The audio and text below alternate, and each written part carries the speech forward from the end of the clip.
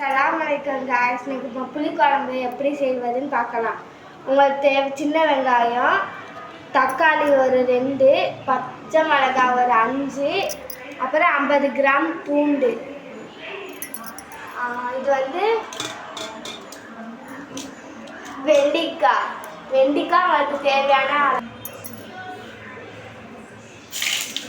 சொல்லவா?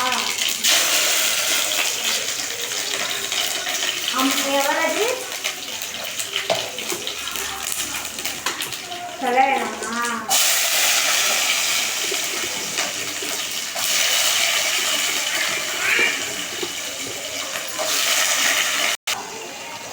நல்லா இதை வந்து பூண்டு வெங்காயத்தையும் நல்லா உப்பு சேர்த்து நல்லா வதக்கி எடுத்துக்கணும்.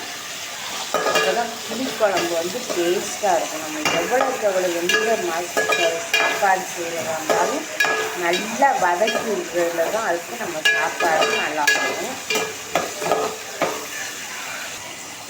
பாருங்கள், தக்காளி பழம் வந்து 4 பழம் எடுத்துருக்கேன். 4 பழம் தக்காளி அதில் சேர்த்துக்கலாம்.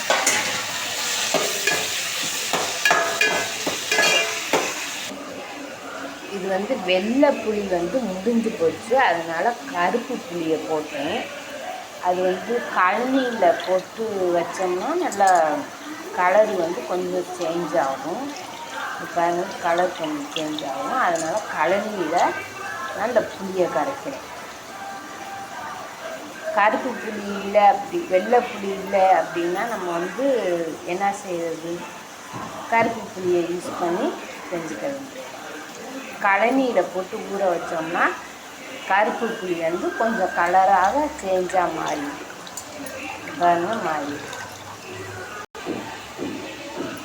வெண்டைக்காய் வந்து ஒரு 1/4 கிலோ வெண்டைக்காய் எடுத்துருக்கேன். புளிக்குழம்பு வெண்டைக்காய் புளிக்குழம்பு.